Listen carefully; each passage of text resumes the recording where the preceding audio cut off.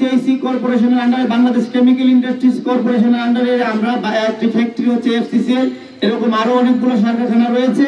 তো এই সার কারখানাগুলোতে শুধু টেকনিশিয়ান এবং অপারেটরদেরকে আলাদা একটি স্কেলে বৈষম্যের মধ্যে রাখা হয়েছে। প্রায় 4000 আমাদের 6000 টোটাল বিসিএস রিমপ্লের মধ্যে 2000 এই টেকনিশিয়ান ও অপারেটরকে শুধুমাত্র এই বৈষম্যে মজুরি স্কেলের বৈষম্যের মধ্যে রাখা হয়েছে।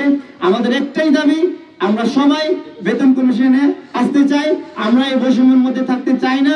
আমাদের এই বৈষম্য বাংলাদেশে এই বৈষম্য মানা যায় না। আরেকটি বিষয়, আমাদের যে এফসিসিএল কারখানাটি, এই কারখানাটি অন্তত মানে এই বাংলাদেশের অর্থনীতিতে বিরাট অবদান রেখেছে, কিন্তু ফ্যাসিস্ট সরকার আসার পরে এই কারখানাতে বেশ সুযোগ বন্ধ করে তারা বিদেশ থেকে সার আমদানিতে লিপ্ত হয়েছে। সার আমদানি করে আজকে এই কারখানাকে ধ্বংসের পথে নিয়ে এসেছে। আমি বলতে চাই, এই কারখানার সাথে ইজিপ্টে আর 2টা কারখানা হয়েছে, ওই দুর্ঘটনা পুরো দমে 1600 মেট্রিক টন ক্যাপাসিটি থেকে তারা 2200 মেট্রিক টন ক্যাপাসিটি নিয়ে গিয়েছে। কিন্তু আজকে আমরা এই কারখানা গ্যাস সুন্দরভাবে চালাতে পারতেছি না। পৃথিবীর কোথাও সার কারখানা 24 ঘন্টা চলে এরকম একটি সার কারখানা বানিয়ে ফেলে রাখার ইতিহাস আপনারা কোথায় পাবেন না। কারণ এইসব ফ্যাক্টরি খুবই লাভজনক এবং খাদ্য উৎপাদনের সাথে জড়িত।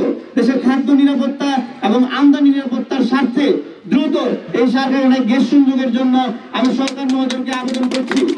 এবং আমাদের দেশে এখন যে 5ই আগস্টের পরে যে একটা অবস্থা তৈরি হয়েছে, আমরা স্কেলের বৈষম্য চাই না।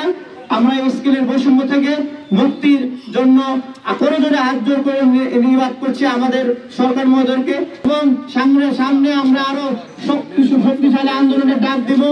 আমরা সবাইকে নিয়ে পুরো বিসিআইসি সকল সিবিএ এবং আমাদের ফেডারেশনকে আহ্বান জানিয়ে আমরা এই আন্দোলনকে আরো বেগবান করব। আমরা এই বৈষম্যহীন বাংলাদেশ থেকে, হ্যাঁ, আমরা ব্রিটিশরা চলে গিয়েছে, কিন্তু এই ব্রিটিশদের দৃষ্টিভঙ্গি হয়তো আমাদের ঊর্ধ্বতন মহলের অনেকের মধ্যে রয়ে গেছে। আমরা এই রাষ্ট্রের ফ্যাক্টরি গুলা দিন দিন বন্ধ হওয়াতে শ্রমিক সংখ্যা কমে গিয়েছে, যার প্রতিনিধিত্ব উপরের মহলে নেই। এই জন্য এটার মধ্যে অনগ্রতা, শুধুমাত্র আমাদের ঊর্ধ্বতন কর্তৃপক্ষের উদাসীনতা এবং তাদের আগ্রহ কম থাকার কারণে আমরা এই বঞ্চনার শিকার এখনো হচ্ছি। এই বঞ্চনা থেকে মুক্তি পেতে আমরা আরো কঠোর থেকে যদি কঠোর আন্দোলন করার আগে ইনশাল্লাহ আমরা করব। আমাদের সাথে সবাই থাকবেন। আজকের এই আসলে 2টা স্কেল এখানে উপস্থিত বিদ্যমান আছে, অনেকে হয়তো জানেন না। একটা ওয়েজেস স্কেল আর একটা ন্যাশনাল স্কেল। ওয়েজেস স্কেল বারবার মার খাচ্ছে, বিশেষ করে 2005 সাল থেকে ওয়েজেস স্কেল মার খেয়ে আসছে। 2005-এ একবার মার খেয়েছে, 2009-এ আবার মার খেয়েছে, যার জন্য ওয়েজেস স্কেলের মধ্যে এবং ওয়েজেস স্কেল এবং ন্যাশনাল স্কেলের বিরাট বৈষম্য সৃষ্টি হয়ে গেছে। আসলে মুখে আমরা এই দেশের মানুষ মুখে কথা বলি ঠিক, কিন্তু কাজে আসে না। যেমন আমরা হলাম শ্রমিক কর্মচারী, বলে যে মূল চালিকা শক্তি, অথচ চালিকা শক্তিকে বাইরে রেখে যারা চালিকা শক্তির বাহিরে আছে এরা উপভোগ করে, কিন্তু চালিকা শক্তিরা ইনকাম করে কিন্তু ভোগ করতে পারে না। কাজে আজকে আমাদের অনেক দুঃখ এবং কষ্ট নিয়ে আমরা আজকে আমাদের মিটিং এর ব্যবস্থা করছি। যারা উপস্থিত আছেন প্রিন্ট মিডিয়া, আমাদের দাবিগুলি উত্থাপন করেন। আমাদের মেন দাবি এখন আজকে এই যেখানে বৈষম্য দূরীকরণের জন্য সরকারের পরিবর্তন হয়ে গেছে, সেখানে এখন বিরাট বৈষম্যের সৃষ্টি হয়ে গেছে। কেন 5% প্রণোদনা পেয়েছেন ন্যাশনাল স্কেল, অথচ 5% প্রণোদনা শ্রমিকরা পায় না। তারপরে এখন আবার 15% প্রণোদনা দেওয়া হয়েছে, কিন্তু এই 15% পায় নাই। আবার যেহেতু বেতন কমিশন গঠন করা হয়েছে, সেখানে শ্রমিকদের কোনো নামই নাই। তাহলে এটা বৈষম্য বলবো কি? এটা একদম একটা শ্রেণী টোটালি বিলুপ্ত হয়ে যাচ্ছে।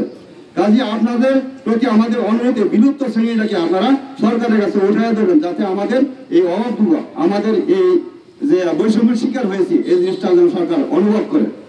আর আমরা তো আসলে ওনাদের সাথে আমরা বাজার করি, সবকিছু ওনাদের সাথে করি। যারা বেতন পাইছে, বেতন কমিশন পাইছে, তাদের সাথে আমরা করি, কিন্তু দেখা গেছে না আমাদের কমিশন হয় না। হইলেও 3 বছর 4 বছর পরে হয়, তারপরে কি করে এরিয়ার বিলটা বাদ দেওয়া দেয়। মানে এরকম বৈষম্য শিকার হইতে হইতে আমরা আজকে এখানে এসে উপস্থিত হয়েছি বিলুপ্তির পথে। তাই আমি সরকারের কাছে আহ্বান জানাবো যে অন্তত শ্রমিক শ্রেণীকে, যদিও মুখে বলেন মূল চালিকা শক্তি, এই আমাদেরকে এই শ্রমিক মূল চালিকা শক্তি হিসেবে আপনারা ব্যবহার করেন, এবং আমি বাস্তবায়ন এটা দেখতে চাই। আর একটা জিনিস হলো যে আসলে সার ফ্যাক্টরি গ্যাসের উপর নির্ভরশীল। আমাদের 5টা ফ্যাক্টরি বাংলাদেশে আছে বিসিএসির আন্ডারে। 5টা থেকে প্রায় সময় 4টা বন্ধ থাকে। একটা ফিফটি চলে যাবে, অথচ বিদেশ থেকে সার কিনেন 80,000 টাকা টন। কিন্তু আমাদের দেশে গ্যাস আইন এই ফ্যাক্টরিগুলো চালু করার জন্য কোনো ব্যবস্থা করা হয় না, অথচ বেতন ভাতা ঠিকই নিচ্ছি, সার হইলেও নিচ্ছি, না হইলেও নিচ্ছি। আমি আশা করবো সরকার এই জিনিসটা অনুধাবন করবেন, যে যদি আমি ফ্যাক্টরি চালে অন্তত যাতে রাতের যে বেতন দিই, এই বেতনের টাকাটা হলেও আমার লাভ হয়। কাজে দেশপ্রেম, আমি আশা করবো সরকার দেশপ্রেম থেকে আমাদের ফ্যাক্টরিগুলো চালু করবেন। আর একটা ইতিহাস সামান্য একটু বলি, চিনি গত 16 বছর একটা পেশিবাদী চক্র আমাদের এই প্রাণপ্রিয় প্রতিষ্ঠান আশুগঞ্জ ফার্টিলাইজার আন্তর্জাতিক মানের একটি সার কারখানা, দেশের দ্বিতীয় বৃহত্তম সার কারখানাকে আন্তর্জাতিক চক্র দেশীয় চক্র মিলে এটাকে একটা রুগ্ন শিল্প হিসাবে প্রতিষ্ঠা করার জন্য আন্তর্জাতিকভাবে চক্রান্ত করে আমাদেরকে এই অবস্থায় নিয়ে আসছে। আজকে দীর্ঘদিন ধরে এই ফ্যাক্টরিটা বন্ধ রয়েছে। কেমিক্যাল ফ্যাক্টরি দীর্ঘদিন বন্ধ রাখলে এটাকে চালু করা অনেক কঠিন, অনেক জটিল হয়ে যায়। আমাদের হাজার হাজার কোটি টাকার এই প্রতিষ্ঠান এই চক্রান্ত করে এই প্রতিষ্ঠানটাকে ধ্বংসের দ্বার প্রান্তে নিয়ে এসেছে। এটা শুধু আশুগঞ্জের এই গর্ব এই প্রতিষ্ঠান না, আমরা এখানে চাকরি করি শুধু আমাদের জন্য না, এটা বাংলাদেশের কৃষি শিল্পকে, কৃষি বিপ্লবকে অগ্রগতি করার জন্য এই প্রতিষ্ঠানটা দীর্ঘদিন ধরে অগ্রণী ভূমিকা পালন করে আসছে। অত্যন্ত দুঃখের বিষয়, এই চক্রান্ত করে দেশটাকে ধ্বংস করার জন্য এই ফ্যাক্টরিটাকে অচল করে দিচ্ছে। আমরা জোর দাবি জানাচ্ছি এই ইন্টারিয়র গভর্নমেন্টকে গ্যাস সংযোগ দিয়ে ফ্যাক্টরিকে দ্রুত চালু করার জন্য। দুঃখ ভারাক্রান্ত মন নিয়ে বলতে হয়, মজুরি বেতন কমিশন গঠন হয়েছে, মজুরি কমিশন এখন পর্যন্ত গঠন হয় নাই। আমরা চাই অতি সত্বর যাতে মজুরি কমিশন গঠন হয়, শ্রমিক ভাইদের 5% এরিয়া সহ 15% অনুদানা অতি সত্বর যাতে হয়।